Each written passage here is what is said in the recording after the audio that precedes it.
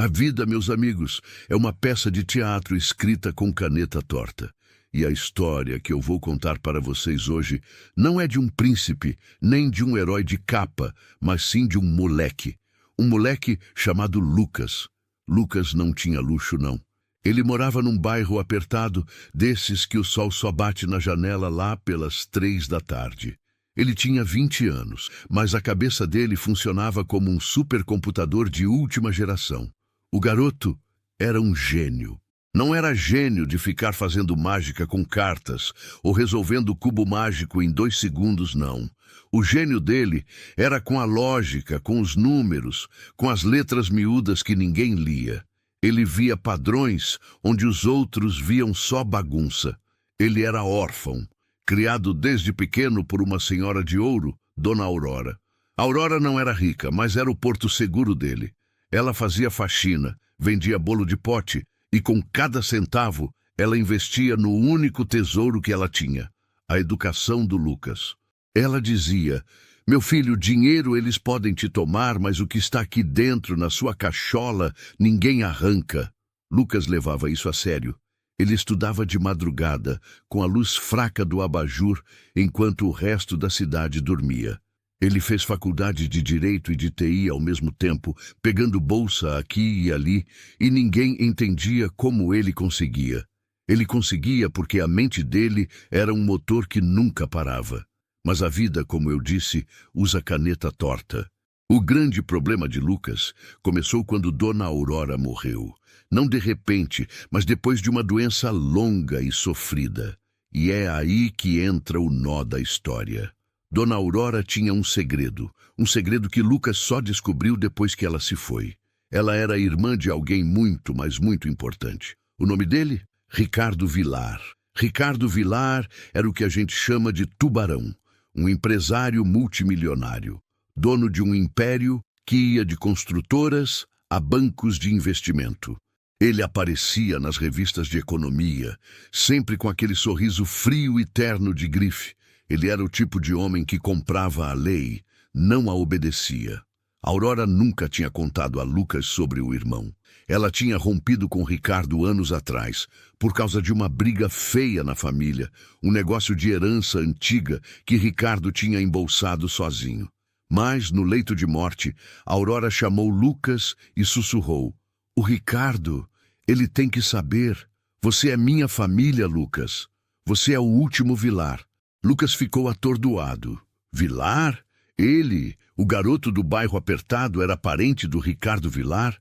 A coisa esquentou mesmo no funeral de Dona Aurora. Ricardo apareceu, claro. Não por amor, mas por obrigação social. Ele chegou num carro preto lustroso, com seguranças de óculos escuros, parecendo que estava em um evento de gala, não num velório simples de periferia. Ele olhou para Lucas, que estava de cabeça baixa, chorando a perda de sua mãe de coração, e não demonstrou nada. Zero emoção. "Você deve ser o Lucas", disse Ricardo com a voz grave e polida. "Minha irmã me falou de você. Um garoto esperto, parece. Eu cuidarei de tudo. Custos do funeral, enterro decente. Não se preocupe." Lucas ficou com nojo daquela condescendência, daquela esmola disfarçada. Mas ele estava quebrado pela dor e não tinha forças para brigar. Ricardo cumpriu a palavra. Pagou o funeral. Mas a grande reviravolta veio uma semana depois, quando o advogado de Ricardo, um sujeito magro e escorregadio chamado Dr. Fausto, convocou Lucas para uma reunião. Onde? Na mansão Vilar, claro. Lucas nunca tinha visto tanto luxo na vida. Jardins que pareciam parques botânicos, mármore por todo lado. Ele se sentiu um peixe fora d'água, apertando as mãos suadas enquanto esperava no escritório de Ricardo. Ricardo estava sentado atrás de uma mesa gigantesca de madeira escura, parecendo um rei no trono. "Vamos direto ao ponto, Lucas", começou Ricardo sem rodeios. "Minha irmã, Aurora, deixou um testamento, simples e direto." Lucas se inclinou, curioso. Aurora não tinha bens, ele pensava. O que ela poderia ter deixado? Aurora, continuou Ricardo, lendo um documento com uma expressão de tédio. Deixou tudo o que possuía para a única pessoa que ela confiava para administrar seus bens e garantir a estabilidade da família Vilar, que sou eu. Lucas piscou. O quê? Mas ela não tinha quase nada. Ricardo riu, um som seco e sem humor. Ah, meu caro, você está enganado. Você não sabia que a Aurora tinha uma participação minoritária, mas considerável, em uma das minhas holdings mais antigas? Um fundo familiar que foi criado há 40 anos. Uma fortuna que, com o tempo e os investimentos certos, se multiplicou. Estamos falando de milhões, muitos milhões. O estômago de Lucas revirou. Milhões. E a Aurora nunca disse uma palavra. Ele entendeu o porquê. Ela não queria que ele fosse atrás do dinheiro, mas sim que ele fosse atrás do conhecimento. E o testamento? Diz que tudo vai para o Senhor? Perguntou Lucas, sentindo um frio na espinha. Exatamente, confirmou Ricardo. Ela assinou isso há 1 ano, quando a saúde dela começou a piorar.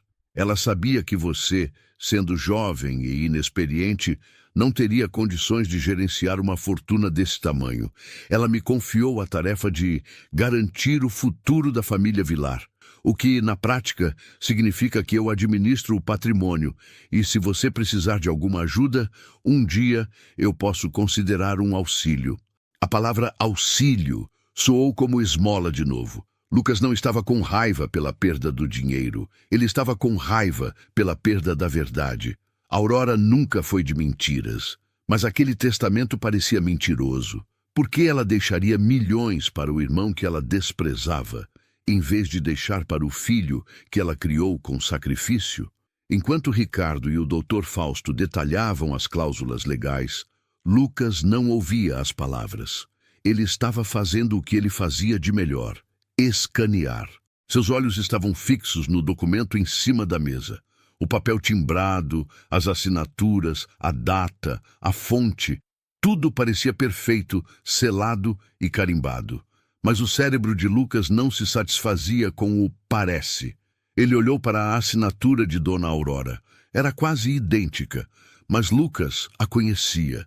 Ele tinha visto a letra dela em cadernos de receitas, em bilhetes de amor, em cartas de desculpas.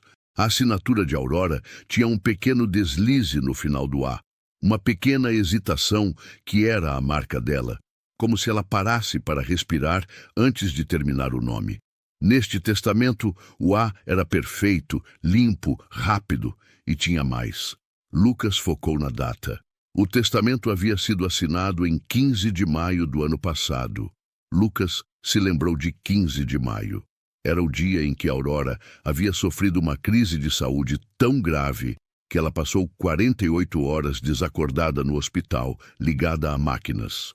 Ela estava lúcida antes, e depois sim, mas naquele dia específico, ela mal conseguia segurar um copo d'água, quanto mais assinar um documento legalmente vinculativo.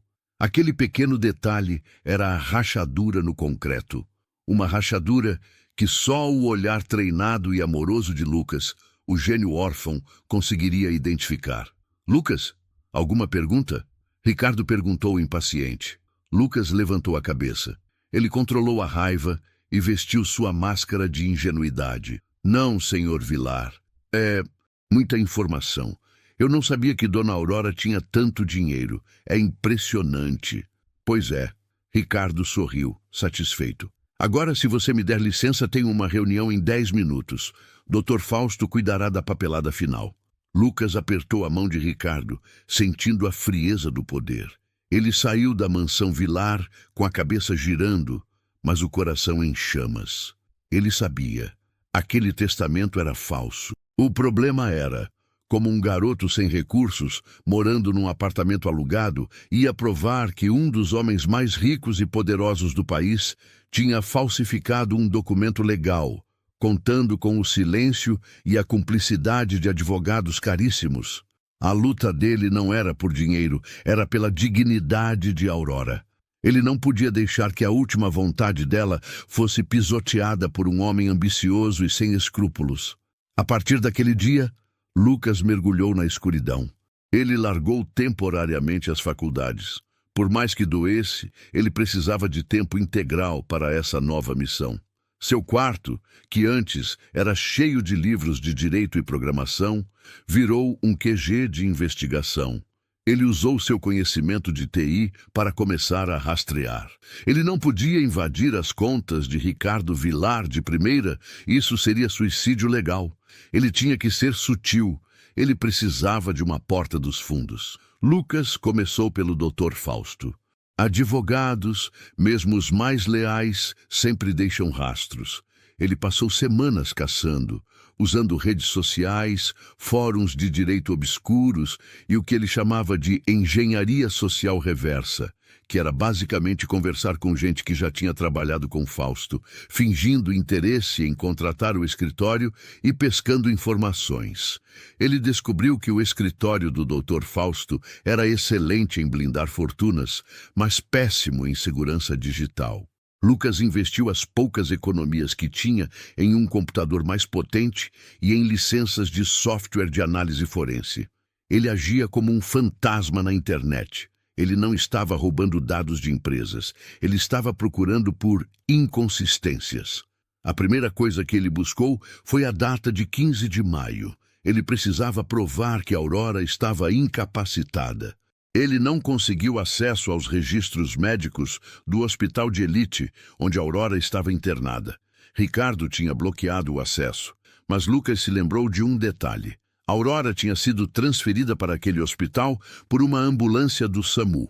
O sistema do SAMU era público, mas desorganizado. Levou 3 noites inteiras, alimentado à base de café requentado, mas Lucas conseguiu acessar os registros de chamadas daquela semana. Ele cruzou a data, o endereço da casa de Aurora e o código de emergência. Bingo! Ele encontrou o relatório da ocorrência.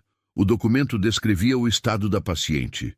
Desorientação severa, pulso fraco, paciente incapaz de comunicação e movimentação voluntária. O relatório da ambulância, assinado por 2 paramédicos e um médico plantonista, era a prova de que, no dia 15 de maio, Dona Aurora Vilar estava completamente incapaz de assinar qualquer documento. Lucas imprimiu o relatório e o guardou em um envelope lacrado. Essa era a prova A, mas isso não provava que Ricardo tinha falsificado.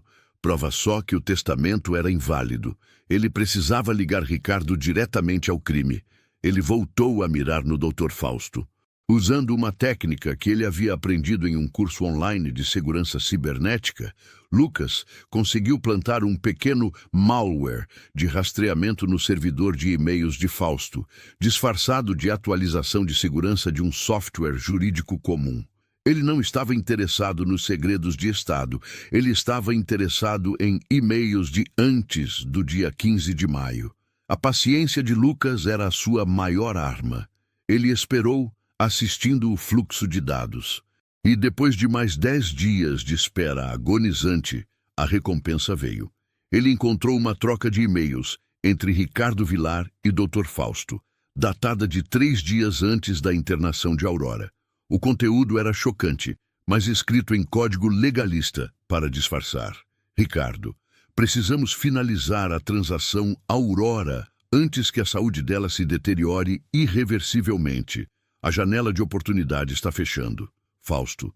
Entendido. O documento está pronto, mas a assinatura será um desafio logístico, dada a sua condição. Podemos usar o método A47. Ricardo, use o que for necessário. A prioridade é a transferência total dos ativos para a Vilar Holding antes do final do mês. Garanta a autenticidade e a data retroativa, se preciso. O termo método A47 era a chave. Lucas pesquisou o termo em bancos de dados jurídicos e forenses. O método A47 era um termo de gíria, usado em círculos criminosos de alta patente, para se referir à falsificação biométrica de assinaturas, geralmente usando um molde digital e um braço robótico de alta precisão. Era caro, ilegal e quase impossível de detectar sem um perito especializado. Aquele e-mail era a confissão. Ricardo estava instruindo seu advogado a falsificar a assinatura de sua própria irmã para roubar a herança. O ódio que Lucas sentiu não era mais só raiva, era justiça. Ele tinha o poder de derrubar um gigante. Ele imprimiu os e-mails, criptografou-os e salvou-os em 3 locais diferentes. Ele sabia que assim que ele movesse a primeira peça no tabuleiro, Ricardo Vilar tentaria esmagá-lo como um inseto. Lucas olhou para o relógio. 4 da manhã. Ele estava exausto, mas a adrenalina o mantinha em pé. Ele precisava de um aliado. Ele não podia ir sozinho contra o Império Vilar. Ele precisava de um advogado que não pudesse ser comprado, que não tivesse medo do nome Ricardo Vilar. E esses advogados eram raros como o ouro. Ele se lembrou de uma professora da Faculdade de Direito, doutora Helena Mendes. Uma mulher dura, conhecida por pegar casos pro bono contra grandes corporações, movida por um senso de ética quase religioso. Ela tinha sido a única que tinha elogiado publicamente os trabalhos de Lucas, dizendo que ele tinha a mente de um juiz e a alma de um revolucionário. Lucas pegou o telefone e hesitou, mas discou. Ele sabia que era muito cedo, mas a urgência era maior do que a etiqueta. Do outro lado, a doutora Helena atendeu, com a voz rouca de sono. Alô? Doutora Helena, me desculpe a hora. É o Lucas. Lucas Silveira, seu ex-aluno. Houve um silêncio. Lucas, o que houve? Você está bem? Eu estou bem, doutora. Lucas respirou fundo. Mas eu preciso que a senhora me encontre. Eu tenho provas de fraude testamentária contra Ricardo Vilar. Uma fraude que vale milhões e eu preciso da sua ajuda para levá-lo ao tribunal. O nome, Ricardo Vilar, fez a doutora Helena despertar completamente. Ela sabia o que significava confrontar aquele homem. Significava guerra. Lucas, ela disse, a voz agora firme e profissional. Você sabe o que está dizendo? Ricardo Vilar tem exércitos de advogados. Eu sei, respondeu Lucas, olhando para os documentos que provavam o crime. Mas eu tenho a verdade, e eu tenho a prova. Eu só preciso de alguém que tenha a coragem de apresentá-la. Ele roubou a dignidade da minha mãe. Eu vou desmascará-lo. A doutora Helena hesitou por um segundo. A chance de perder era altíssima. Mas ela se lembrou da inteligência fria e calculista daquele garoto. Venha para o meu escritório às 9 e traga tudo, absolutamente tudo, Lucas. E de agora em diante, você não fala sobre isso com mais ninguém. Entendeu? Ninguém. Lucas desligou. Ele tinha a prova. Ele tinha o aliado. A máquina de guerra estava pronta para ser acionada. O órfão gênio estava prestes a declarar guerra ao seu tio multimilionário. Ele sabia que Ricardo Vilar revidaria com tudo. Seria uma batalha sangrenta no tribunal. Mas Lucas estava pronto. Ele não tinha nada a perder, exceto a verdade. E a verdade, ele pensava, era o único bem que realmente valia milhões. O que ele não sabia, nem em seus pesadelos mais selvagens, é que essa busca por justiça não revelaria apenas um crime financeiro. Revelaria uma mentira pessoal de 20 anos, uma verdade que mudaria para sempre quem ele era. Mas isso, meus amigos, é assunto para quando o sol nascer no tribunal. Por enquanto, Lucas estava apenas começando a cavar o túmulo do seu tio. E ele cavava fundo. Ele passava as próximas semanas reunindo cada pedacinho de informação, cada falha no sistema de Ricardo Vilar.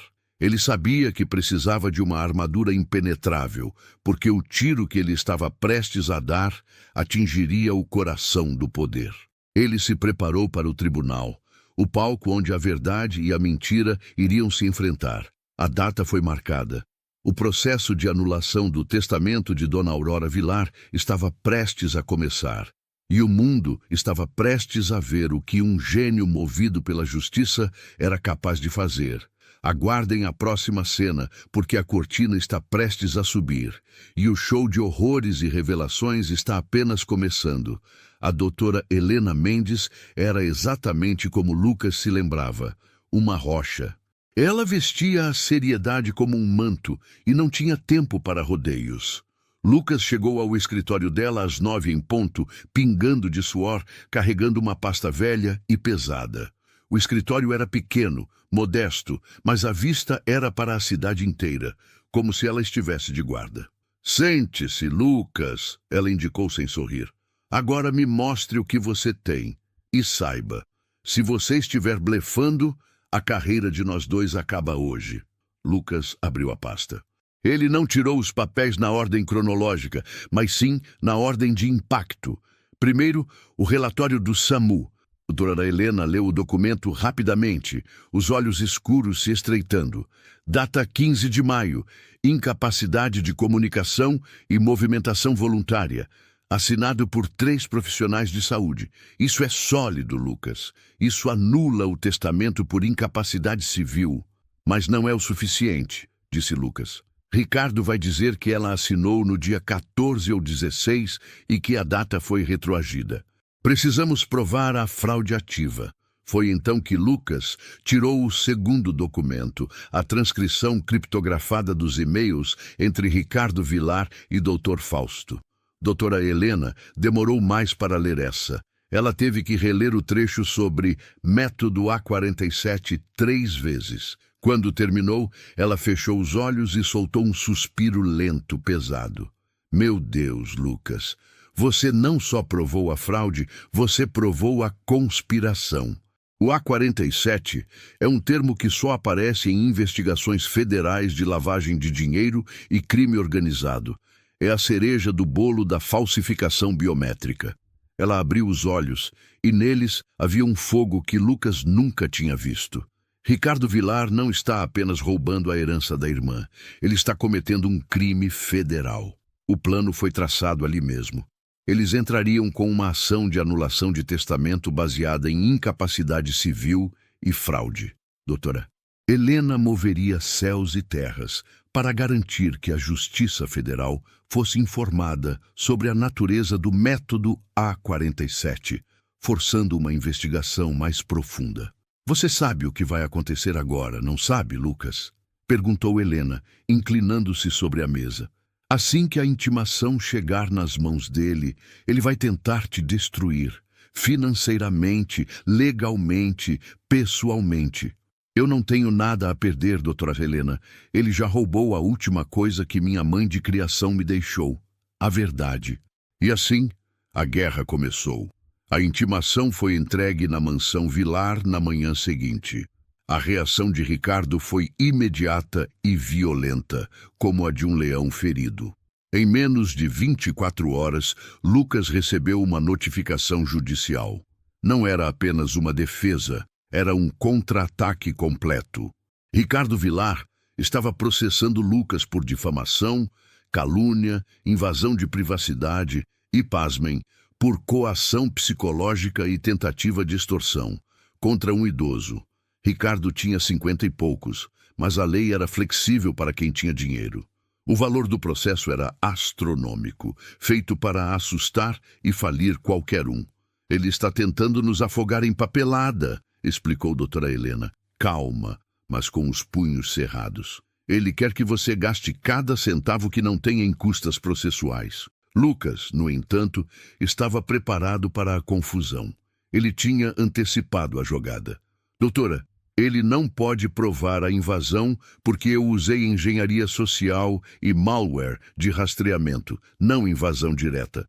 Os e-mails foram rastreados, não roubados. E os documentos do SAMU são públicos, embora difíceis de acessar. Ele está blefando. Mas Ricardo não parou no tribunal. A vida de Lucas virou um inferno de baixo nível. Seu senhorio, que o adorava, de repente recebeu uma oferta irrecusável para vender o prédio, forçando Lucas a se mudar em uma semana. Seu carro velho, que mal funcionava, foi guinchado por uma multa antiga que magicamente triplicou de valor. Ele começou a ser seguido por carros discretos. Ricardo Vilar não estava apenas se defendendo. Ele estava exercendo seu poder para lembrar Lucas de seu lugar no mundo. Eles querem que você desista por exaustão, disse Doki Uetora. Helena, enquanto eles se preparavam para a primeira audiência preliminar. Você está aguentando bem? Eu não durmo há 1 mês, doutora. Lucas confessou, o rosto pálido. Mas cada vez que ele me aperta, eu lembro da assinatura perfeita no A de Aurora.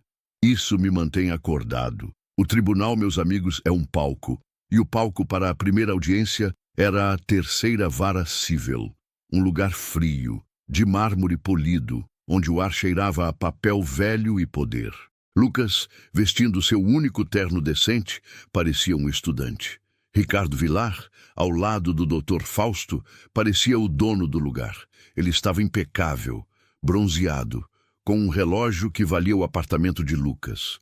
O juiz era o Dr. Osvaldo, um homem respeitado, conhecido por sua imparcialidade, mas também por seu medo de desafiar as grandes fortunas. Dr. Fausto começou a defesa com a arrogância de sempre. Ele chamou Lucas de jovem oportunista e doutora Helena de advogada de causas perdidas que busca notoriedade. Meritíssimo, Fausto declamava, gesticulando dramaticamente. Estamos diante de uma tentativa descarada de extorsão. O testamento de Dona Aurora Vilar é legítimo, assinado com plena capacidade mental, em uma data devidamente registrada em cartório. Este jovem, movido pela ganância, está tentando fraudar a memória da falecida e macular a honra de um empresário respeitado, o senhor Ricardo Vilar. Ricardo o observava, com um sorriso de escárnio dirigido a Lucas. A vez de doutora Helena chegou. Ela não gritou, não gesticulou, ela falou com a calma letal de quem sabe que tem a bomba atômica no bolso. Meritíssimo, a defesa do réu se baseia em adjetivos e ofensas.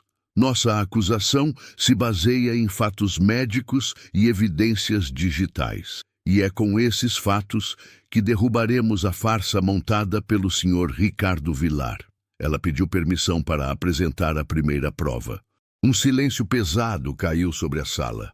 Nossa primeira evidência, meritíssimo, é o relatório de atendimento pré-hospitalar do SAMU, datado precisamente do dia 15 de maio do ano passado, a data em que o testamento foi supostamente assinado. Ela projetou o documento na tela, com as assinaturas dos paramédicos e a descrição clínica. Paciente incapaz de comunicação e movimentação voluntária. O choque foi palpável. Dr. Fausto pulou da cadeira. Objeção, meritíssimo. Este documento é irrelevante. A paciente pode ter tido uma melhora momentânea antes de ser internada. Objeção rejeitada, disse o juiz Osvaldo, que estava lendo o relatório com uma carranca. A data é a mesma da assinatura do testamento. A defesa terá que provar a capacidade da testadora naquele exato momento. O sorriso de Ricardo Vilar sumiu. Ele olhou para Dr. Fausto com um ar de quem diz: eu não te paguei milhões para um moleque de terno barato me encurralar. Doutor. Fausto tentou se recompor, argumentando que a assinatura deveria passar por perícia grafotécnica para confirmar a autenticidade, mesmo que Aurora estivesse doente. E é exatamente isso que pedimos, meritíssimo, interveio doutora Helena. Pedimos a perícia grafotécnica, mas também pedimos a perícia forense do documento em si, para identificar o método de assinatura. E aqui chegamos à nossa segunda evidência. Ela então apresentou as transcrições dos e-mails. Ela fez questão de soletrar o termo para o juiz. O termo meritíssimo é método A47. Este é um código usado em fraudes de alta complexidade, que denota o uso de falsificação biométrica assistida por robótica. Em outras palavras, o senhor Ricardo Vilar e seu advogado não só sabiam que Dona Aurora estava incapacitada, como também planejaram a falsificação de sua assinatura, usando tecnologia de ponta para roubar o patrimônio dela. O murmúrio na sala se transformou em um zumbido de choque. O juiz Osvaldo bateu o martelo com força. Ricardo Vilar estava vermelho, pálido e verde ao mesmo tempo. Ele se inclinou e sussurrou furiosamente no ouvido de Fausto. Onde diabos esse garoto conseguiu isso, Fausto? Eu disse para você criptografar tudo. Fausto, pela primeira vez, parecia um rato encurralado. Eu não sei, Ricardo. É impossível. Nossos servidores são impenetráveis. O juiz Osvaldo, percebendo a gravidade do que estava sendo apresentado, um crime de colarinho branco em nível federal, tomou uma decisão.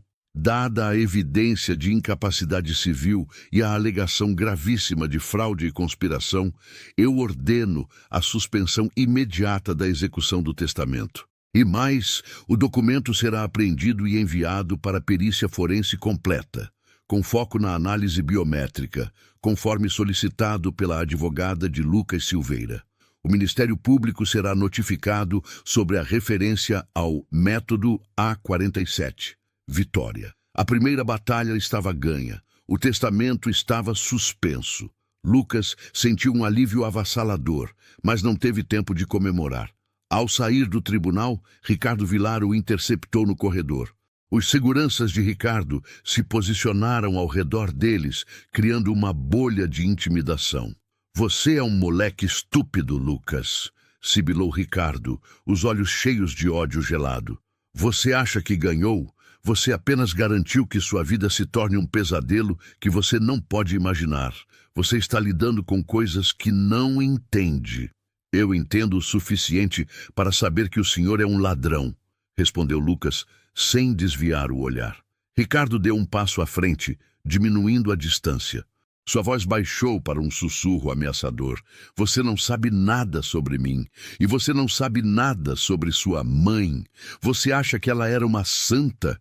Ela tinha segredos, Lucas. Segredos que, se revelados, farão você desejar nunca ter nascido. A ameaça era velha, mas a menção aos segredos de Aurora atingiu Lucas de uma forma estranha. Ele sabia que Aurora tinha segredos, a própria riqueza e o rompimento com o irmão. Mas o tom de Ricardo era de algo muito mais profundo. Pode tentar me assustar, Sr. Vilar. Eu não paro até que a verdade seja exposta. Ricardo deu um sorriso cruel. A verdade, garoto, é uma arma de 2 gumes. Tome cuidado para onde você aponta. Lucas e doutora Helena saíram do tribunal. A vitória era doce, mas o aviso de Ricardo pairava no ar. Ele está desesperado, analisou Helena no carro. O A47 foi um tiro no pé dele. Agora, a perícia vai confirmar a fraude. Mas, Lucas, ele te ameaçou pessoalmente. Isso não é só sobre dinheiro para ele. Eu sei. Ele mencionou os segredos de Aurora de novo, e ele me chamou de estúpido por não entender. Lucas esfregou a testa, a mente de gênio processando a informação. Doutora, o testamento é a ponta do iceberg. Eu preciso saber de onde veio o dinheiro. De verdade. O que causou a briga entre Ricardo e Aurora 40 anos atrás? Doutora Helena concordou. A fraude do testamento garante a anulação, mas se queremos enfraquecer Ricardo permanentemente, precisamos atingir a base do império dele. O dinheiro que Aurora tinha na holding. Isso remonta à fundação da Vilar Holding. Lucas voltou para seu QG improvisado, agora sob vigilância constante.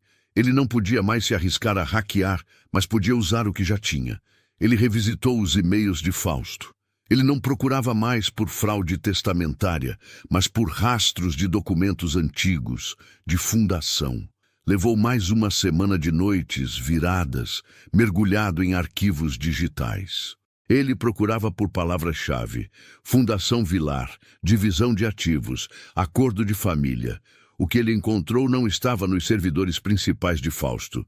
Estava em um backup de segurança, um servidor antigo que Fausto provavelmente tinha esquecido de desativar, escondido atrás de uma camada de criptografia obsoleta. Lucas conseguiu quebrar a senha. O nome do primeiro cachorro de Fausto, uma falha clássica. Dentro, havia milhares de arquivos. E um, em particular, chamou a atenção de Lucas. Era uma pasta digital de 20 anos atrás. O nome da pasta era simples, mas atingiu Lucas como um raio. Operação Silveira. Silveira era o sobrenome de Lucas. Ele nunca tinha usado o sobrenome Vilar. Aurora sempre insistiu que ele usasse o nome Silveira. O coração de Lucas começou a bater descompassadamente. Aquela pasta não podia ser uma coincidência. Ele tentou abrir a pasta Operação Silveira. Estava trancada com uma criptografia militar, muito mais forte do que qualquer coisa que Fausto usava normalmente. Isso não era trabalho de um advogado tentando esconder um roubo. Era trabalho de alguém tentando enterrar uma vida. Lucas passou as próximas 48 horas inteiras focado apenas naquela pasta. Ele usou todos os algoritmos que conhecia, recorreu a fóruns de hackers, de elite, até mesmo criou um script de força bruta personalizado que exigiu toda a capacidade de processamento do seu computador. Ele estava obcecado, porque uma operação de 20 anos atrás, nomeada com seu sobrenome, estava ligada ao império de Ricardo Villar. Enquanto o computador trabalhava, Lucas pensou na linha do tempo. 20 anos atrás. Ele tinha 0 anos. Ele foi adotado por Aurora quando era um recém-nascido. Uma teoria fria e terrível começou a se formar em sua mente, mas ele a repeliu. Não era possível. Ele estava cansado, paranoico. Finalmente, depois de 2 dias de espera angustiante, a tela piscou. O script havia encontrado a chave. Lucas hesitou. O que ele estava prestes a ver poderia mudar tudo. O processo, a herança, a guerra contra Ricardo. Ele clicou. A pasta se abriu, revelando um único arquivo PDF escaneado, datado de 20 anos e 3 meses atrás. O título do documento era formal: Acordo de Confidencialidade e Transferência de Custódia. Lucas começou a ler, e a cada linha o ar se tornava mais rarefeito. O documento descrevia um acordo financeiro e legal complexo, mediado por advogados de alto nível. O objeto do acordo era garantir a estabilidade e a reputação da família Villar, e envolvia a transferência de uma grande soma de dinheiro para uma parte em troca do silêncio e da custódia permanente de um menor de idade não nomeado. A parte A era Ricardo Villar. A parte B era Dona Aurora Villar. Lucas mal conseguia respirar. Ricardo Villar estava pagando a Aurora para que ela ficasse com uma criança. Ele leu a cláusula mais importante, a que selava o destino. Cláusula 4.1. Identidade. A parte A, Ricardo Villar, reconhece a paternidade biológica do menor, mas renuncia a todos os direitos e responsabilidades legais e sociais, em perpetuidade, em troca da manutenção do sigilo absoluto sobre a identidade do pai biológico e da mãe biológica, já falecida, pelo guardião, de parte B. Cláusula 4.2. Compensação. Em troca da custódia e do sigilo, a parte B, Aurora Villar, receberá a participação acionária na Villar Holding, garantindo sua subsistência e a do menor, com a condição de que o menor jamais tome conhecimento da verdade sobre sua origem, sob pena de anulação do acordo e revogação dos ativos. Lucas cambaleou para trás, quase caindo. A tela do computador refletia seu rosto chocado. A fortuna, a participação na holding, o dinheiro que Ricardo tinha tentado roubar com o testamento falso. Não era uma herança antiga de família. Era o pagamento pelo silêncio. Era o preço que Ricardo Villar pagou para se livrar do filho. Lucas Silveira não era apenas o sobrinho de Ricardo. Ele era o filho abandonado. Aquele homem frio que o olhava com desprezo no tribunal, que tentou roubar o único bem que o protegia, era seu pai biológico. O ódio que Lucas sentia por Ricardo Villar se transformou em algo muito mais complexo e doloroso. Uma dor crua de traição e abandono. Dona Aurora não tinha mentido por maldade. Ela tinha mentido para protegê-lo, para garantir que ele tivesse um futuro, usando a única moeda que Ricardo respeitava, o dinheiro. Ela aceitou o acordo para ter Lucas e usou a participação na holding como um escudo. E Ricardo, o pai biológico, estava disposto a arriscar uma investigação federal e a prisão só para reaver o dinheiro que ele havia pago para comprar o silêncio e o abandono do próprio filho. Lucas estava sozinho no escuro, tremendo. Ele tinha a prova não só da fraude financeira, mas também da fraude da vida inteira. A verdade que Ricardo tanto temia que viesse à tona. Ele imprimiu o documento, as mãos suando tanto que quase rasgaram o papel. Ele o dobrou e o guardou no bolso interno do paletó. Ele olhou para o relógio. O dia seguinte era o dia da segunda audiência, onde a perícia preliminar do testamento seria apresentada. Ele não precisava mais da perícia. Ele tinha uma bomba atômica. Ele tinha a arma que destruiria Ricardo Villar, não apenas como empresário, mas como homem. Ele ligou para a doutora Helena, a voz rouca, quase irreconhecível. Doutora, precisamos nos encontrar agora. Eu encontrei o motivo real do testamento forjado. Não é apenas sobre dinheiro, é sobre a verdade que ele tentou enterrar 20 anos atrás. Doutora Helena, percebendo a urgência e a mudança no tom de Lucas, marcou o encontro para uma cafeteria discreta, longe de seu escritório. Quando Lucas chegou, ele não disse nada. Apenas colocou o acordo de confidencialidade e transferência de custódia na mesa. Dora, Helena leu, e a cada linha seu rosto ficava mais pálido. Lucas, ela sussurrou, levantando os olhos, cheios de pena e choque. Você é o filho dele? Sim, doutora. O filho que ele pagou para assumir e que agora ele tentou roubar para reaver o dinheiro do pagamento.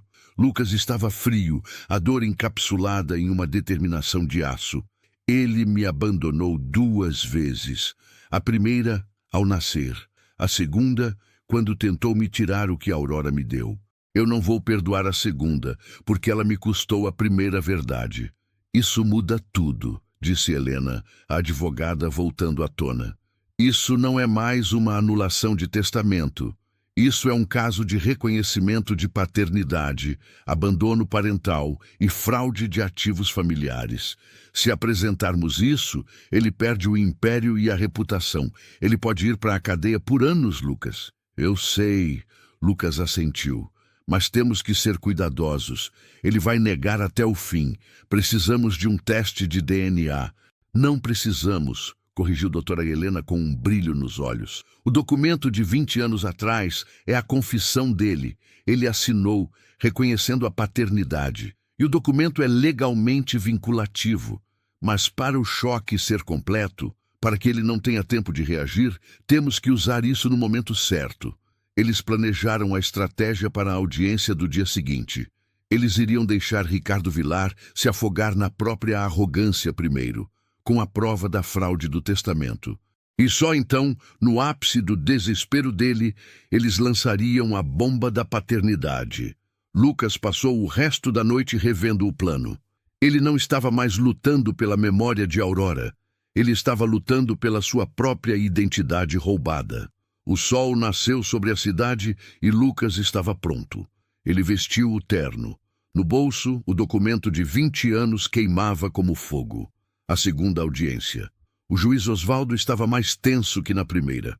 A imprensa estava lá, disfarçada entre o público, farejando o escândalo do tubarão Ricardo Villar. Dr. Fausto e Ricardo pareciam mais nervosos. Eles sabiam que a perícia preliminar não seria favorável. O juiz abriu a sessão e chamou o perito do tribunal para apresentar o relatório sobre a assinatura de Dona Aurora. O perito, um homem sério, subiu ao púlpito.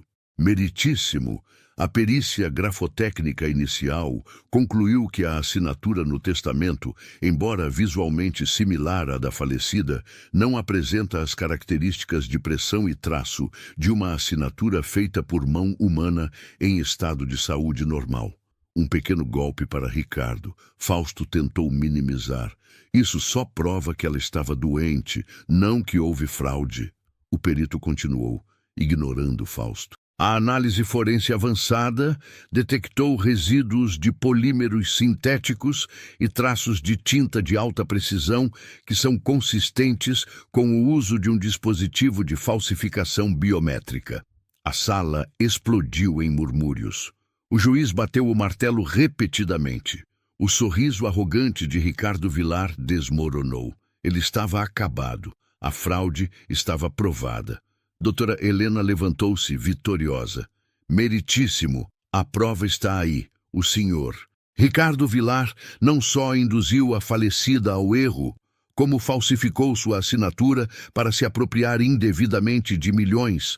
Pedimos a anulação total e imediata do testamento e a abertura de um inquérito criminal contra Ricardo Villar e Dr. Fausto. Ricardo Vilar se levantou furioso. Ele não sussurrava mais. Isso é um absurdo, uma conspiração. Este garoto, este marginal, está tentando destruir minha vida. Eu não sou um ladrão. Eu sou o único que sempre protegeu a fortuna Vilar. O juiz Osvaldo estava prestes a declarar a anulação quando Lucas se levantou. Doutora Helena olhou para ele nervosa. Este não era o plano. Meritíssimo, com licença. Antes que o senhor declare a anulação, eu tenho uma última evidência. Uma que não prova apenas a fraude financeira, mas a razão pela qual o senhor Ricardo Vilar estava tão desesperado para que este testamento falso fosse validado. Lucas caminhou lentamente até o púlpito, ignorando o olhar assassino de Ricardo. O senhor Ricardo Vilar disse que eu não sei nada sobre ele nem sobre minha mãe. Ele está enganado. Eu descobri o segredo que ele pagou para enterrar 20 anos atrás. O segredo que ele tentou roubar de volta através desta fraude. Ricardo Vilar ficou branco como um fantasma. Ele sabia que Lucas tinha cavado fundo demais. Objeção, objeção, gritou o Dr. Fausto desesperado. Isso é irrelevante para a anulação do testamento. Relevante, meritíssimo, Lucas rebateu, olhando diretamente para Ricardo. É extremamente relevante, pois mostra a motivação vil do réu. Ele não estava apenas roubando a herança da irmã. Ele estava tentando reaver o dinheiro que ele usou para comprar o silêncio dela. Lucas tirou o documento do bolso e o entregou ao oficial de justiça. Este é o acordo de confidencialidade e transferência de custódia, datado de 20 anos e 3 meses atrás, assinado pelo réu Ricardo Vilar e pela falecida Aurora Vilar. O juiz pegou o documento e a sala inteira ficou em silêncio absoluto. Ricardo Vilar, o tubarão, estava tremendo. Ele sabia que se o juiz lesse a cláusula 4.1 em voz alta, seu mundo acabaria. O juiz Osvaldo começou a ler, primeiro silenciosamente. Seus olhos se arregalaram. Ele leu a cláusula novamente, mais devagar. Então ele levantou a cabeça, e a voz dele, geralmente monótona, soou como um trovão. Este documento assinado pelo réu Ricardo Vilar reconhece a paternidade biológica de Lucas Silveira. O som na sala foi como uma explosão abafada. A imprensa, o público, os seguranças, todos se viraram para olhar para Ricardo e Lucas. Ricardo Vilar, o homem que sempre controlou tudo, estava de pé, imóvel, com os olhos fixos em Lucas. O ódio se misturava com o terror. E por um instante fugaz, Lucas pensou ter visto algo mais. Reconhecimento. Meritíssimo, disse Lucas com a voz firme, apesar do terremoto em seu peito. Ricardo Vilar não é meu tio multimilionário. Ele é meu pai biológico, que me abandonou, pagou para minha mãe de criação me criar e tentou me roubar pela segunda vez, apenas para enterrar este segredo. Eu não estou aqui apenas pela anulação. Eu estou aqui para que ele seja responsável por 20 anos de mentiras e abandono. O juiz Osvaldo, com a mão tremendo, bateu o martelo. Dada a evidência irrefutável de fraude, o testamento está anulado. E dada a confissão de paternidade contida neste documento, eu declaro o Sr. Ricardo Vilar legalmente reconhecido como pai biológico de Lucas Silveira. O tribunal está suspenso. O caos se instalou.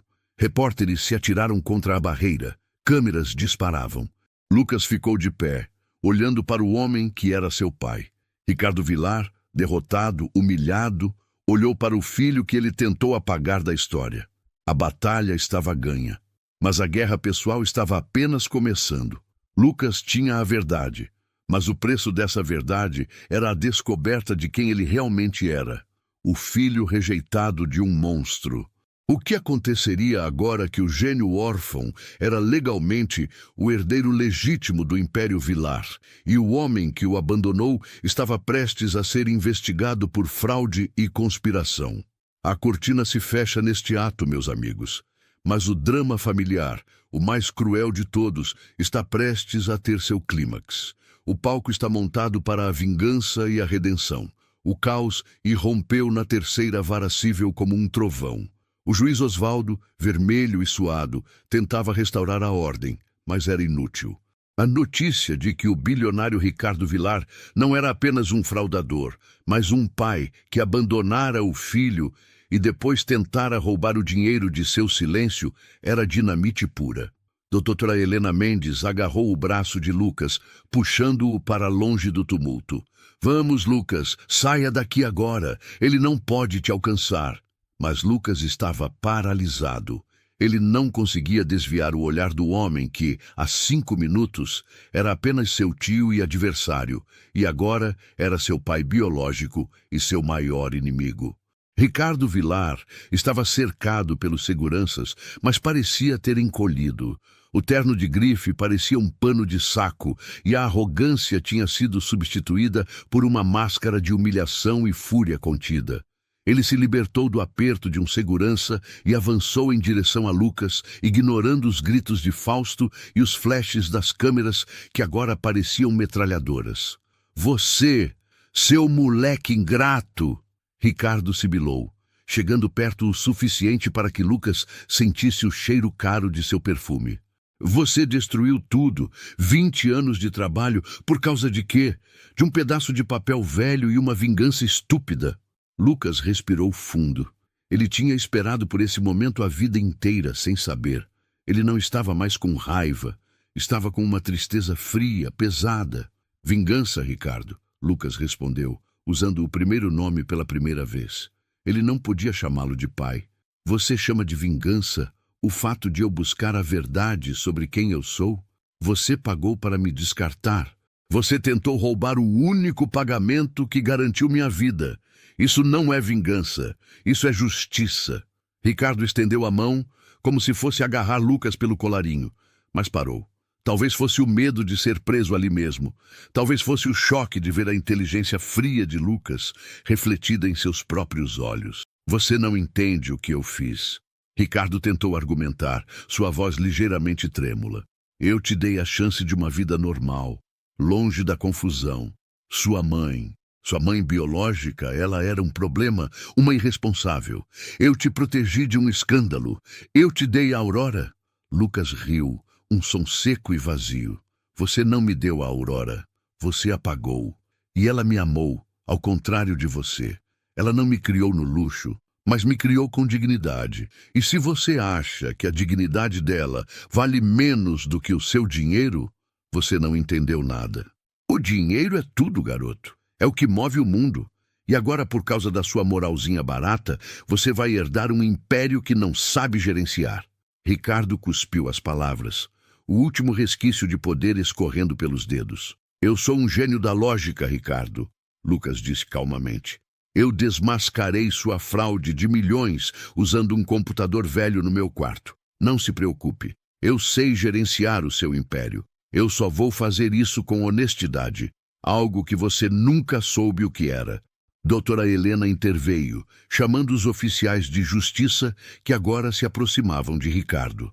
O Sr. Vilar precisa ser contido. Ele está ameaçando meu cliente, que agora é legalmente seu filho. E o Ministério Público está aguardando para interrogá-lo sobre a fraude do A47. Ricardo foi levado, não algemado ainda, mas sob custódia legal, parecendo um rei destronado sendo arrastado para a masmorra. Dr. Fausto, pálido e suado, tentou fugir, mas também foi detido.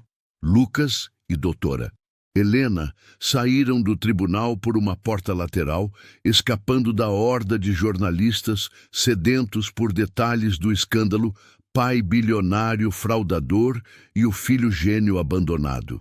A vida de Lucas, em questão de horas, havia virado de ponta cabeça. Ele não era mais o órfão pobre buscando justiça. Ele era o herdeiro legítimo de uma das maiores fortunas do país e a prova viva da hipocrisia de Ricardo Vilar. Nos dias que se seguiram, a notícia dominou todos os noticiários. O Império Vilar estremeceu. Exações caíram.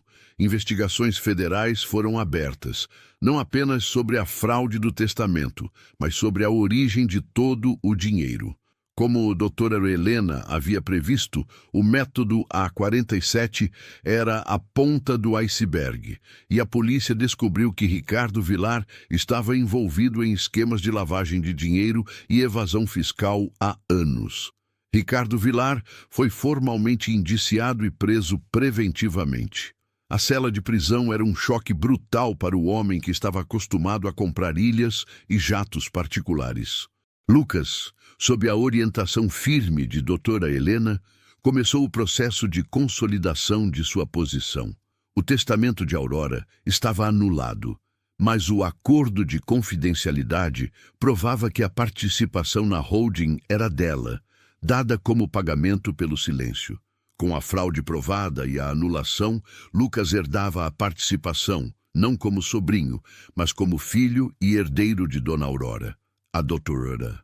Helena conseguiu que o juiz Osvaldo nomeasse Lucas como administrador temporário dos bens de Ricardo, agora que este estava preso e enfrentando acusações graves. Lucas, o garoto que estudava à luz do abajur, de repente se viu sentado na gigantesca mesa de mogno do escritório de Ricardo Vilar, o mesmo lugar onde ele havia sentido a humilhação do desprezo. Ele não se sentia vitorioso, sentia-se vazio. Uma tarde, doutora Helena o encontrou no escritório. Ele estava cercado por advogados e consultores, mas parecia sozinho. Você está administrando tudo com uma precisão incrível, Lucas, ela comentou admirada. Em 3 semanas, você estabilizou a empresa, demitiu os corruptos e começou a reverter as operações ilegais. É matemática, doutora. Se você retira a variável fraude, o resultado é óbvio. Lucas respondeu sem emoção. E o seu pai? Ela perguntou. Lucas fez uma careta. Ele ainda não conseguia pronunciar a palavra. Ricardo está tentando um acordo de delação. Ele está desesperado para não perder tudo. Ele me mandou uma carta. Lucas estendeu um envelope lacrado que ele ainda não havia aberto. Por que você não lê? Porque eu sei o que está escrito. Lucas suspirou. Desculpas vazias, promessas de dinheiro, uma tentativa de me cooptar. Ele quer que eu use meu poder para tirá-lo de lá e, em troca, ele me dá o império. Ele nunca vai entender que eu não quero o império dele. Eu só queria a verdade e a dignidade de Aurora. Doutora Helena pegou o envelope e o colocou de volta na mesa. Você não precisa de nada dele, Lucas. Você tem a sua própria verdade. E a verdade de Dona Aurora. Foi o nome de Aurora que finalmente quebrou a frieza de Lucas.